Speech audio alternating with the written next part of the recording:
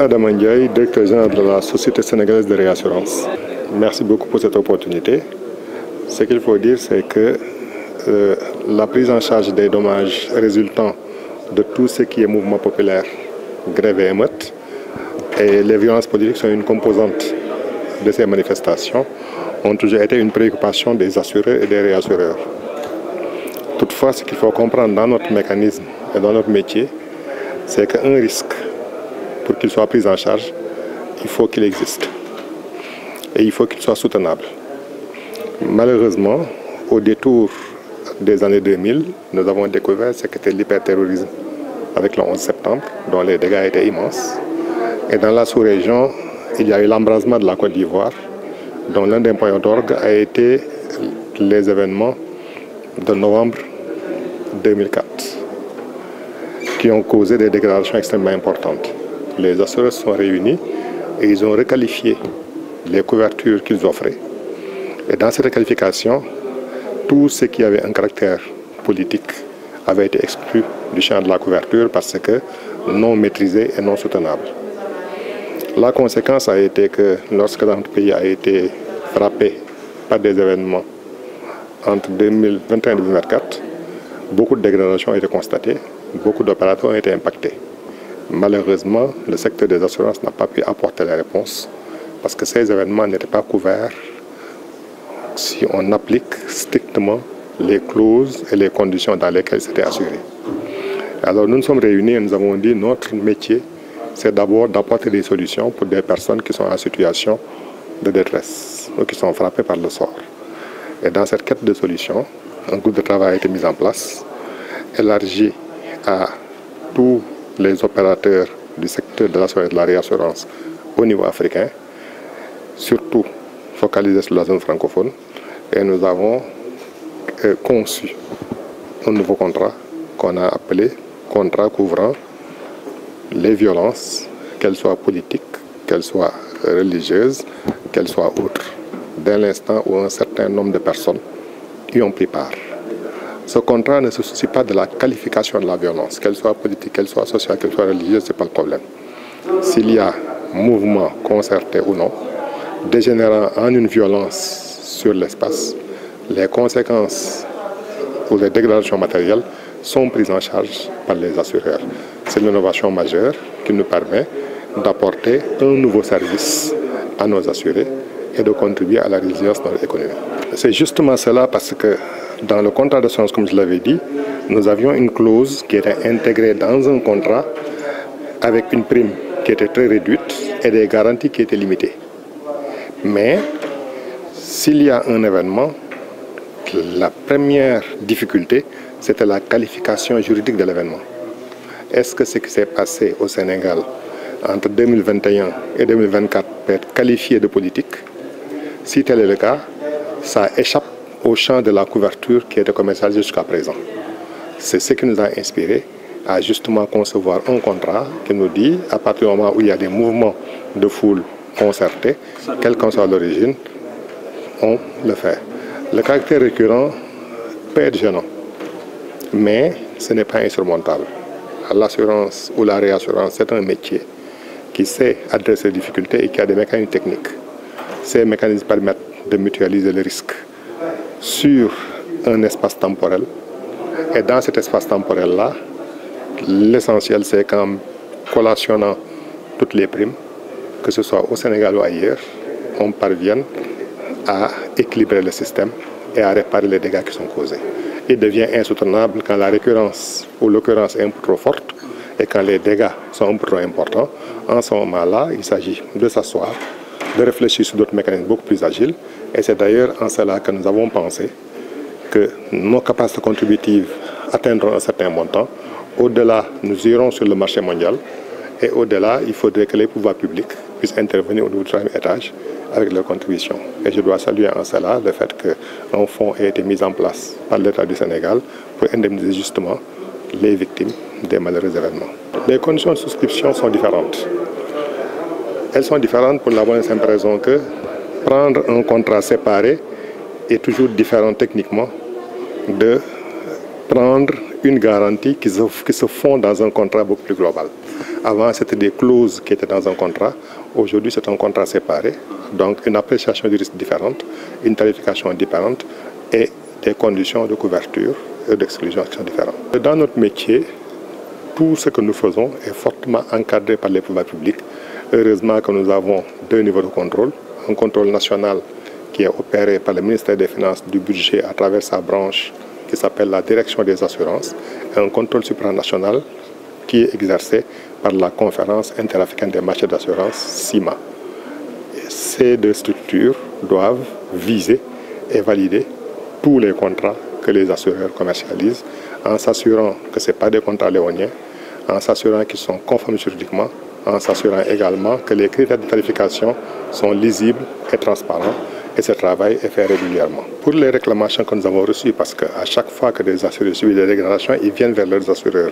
Ce que nous avons relevé, rien que sur l'année 2021, il y avait des dégradations estimées pour autour de 20 milliards de francs CFA, les plus impactés étant Auchan et Total, mais Decathlon également, Vivo Énergie et d'autres structures ont été impactées. Mais plus que ces dommages directs matériels, les pertes indirectes pour l'économie et pour ces entreprises sont beaucoup plus importantes. Nous n'avons pas le montant exact, mais c'est des centaines de milliards de francs CFA. Je m'appelle El Hadj Cheikh Omar Seck, je suis le directeur du Centre professionnel de formation en assurance et président de la commission formation de la Fédération sénégalaise des sociétés d'assurance. En tout cas, c'est une rencontre en fait qui nous donne déjà beaucoup de satisfaction, parce qu'en fait le but c'est déjà de vulgariser donc la nouvelle police d'assurance, donc qui vise à accroître en fait le niveau d'indemnisation, donc des populations et des opérateurs économiques, notamment à travers une meilleure prise en compte de certains événements, notamment ceux à caractère politique. Je pense que c'est ça un peu l'intérêt un peu de cet événement, où nous avons vraiment convié l'ensemble des parties prenantes à une réflexion globale, notamment par rapport à la résilience nationale. À mon avis, ce qu'on attend des autorités, c'est en fait une meilleure coopération et en fait un accompagnement de ce mouvement qui est déjà enclenché par les assurances. En fait, je pense que ce n'est pas seulement un mouvement qui concerne les assureurs, c'est un mouvement national concernant donc vraiment la résilience des populations, notamment en cas d'événements à caractère politique qui peuvent avoir quand même des conséquences dommageables assez énormes. En fait, le fait déclencheur, c'est qu'en fait, on a constaté dans beaucoup de pays que en fait, il y a beaucoup d'événements politiques qui ne sont pas souvent pris en compte dans les précédentes polices, notamment les polices FANAF 1 et FANAF 2. Donc en fait, ce sont ces limites que la nouvelle police donc, est venue corriger. Désormais, les événements à caractère politique sont pris en compte et dédommagés en conséquence. Effectivement, à l'issue de cet atelier, il est prévu donc de mettre en place un comité et un plan d'action. Et qui dit plan d'action, il y aura forcément de la formation.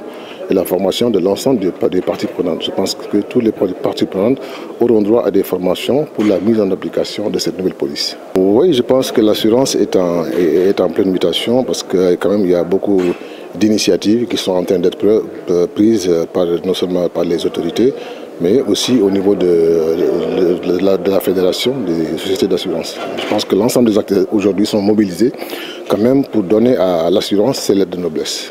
Ah mais bien sûr, il faut que je suive le mouvement. Je pense que la formation, c'est un accompagnateur par excellence. Mokhtar Faye, directeur exécutif de la Fédération sénégalaise des sociétés d'assurance. Vous aviez certainement l'habitude d'entendre Association des assureurs.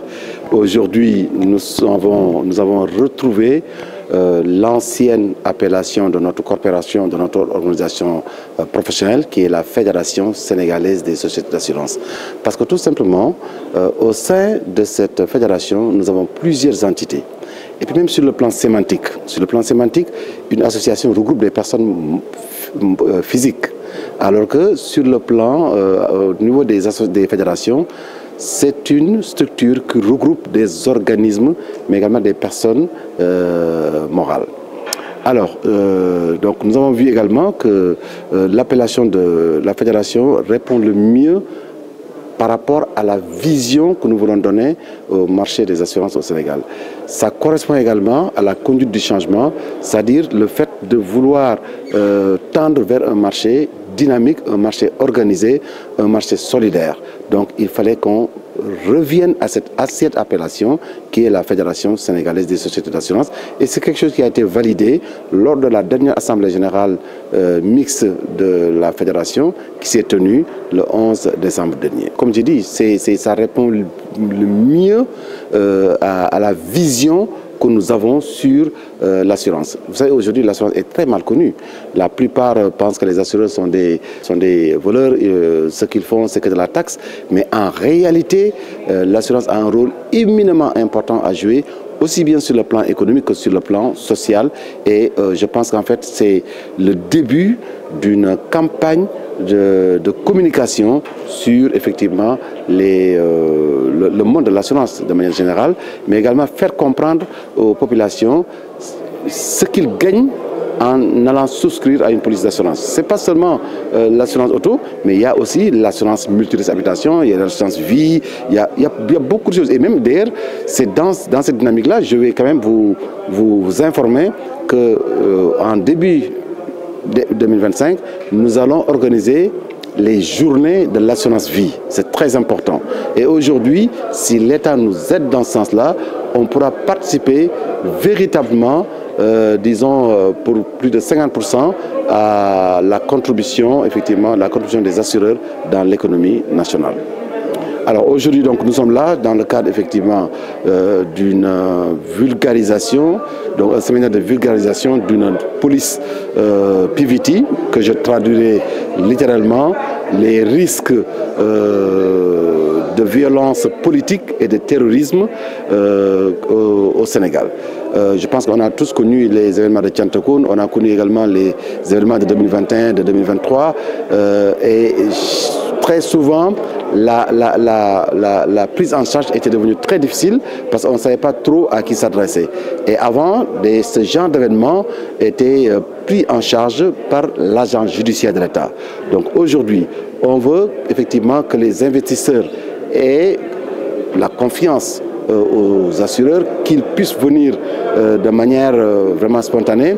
On veut également que les opérateurs économiques également se rapprochent des assureurs pour également avoir une meilleure indemnisation en cas de survenance de ces événements-là. Donc ça, c'est partout dans le monde où on retrouve ces risques politiques qui se manifestent sous diverses formes, émeutes, attentats, actes de sabotage et des violences politiques. Et très souvent, les conséquences de ces événements sont tellement tragiques, aussi bien sur le plan humain, sur le plan social que sur le plan financier. Et aujourd'hui, nous avons l'avantage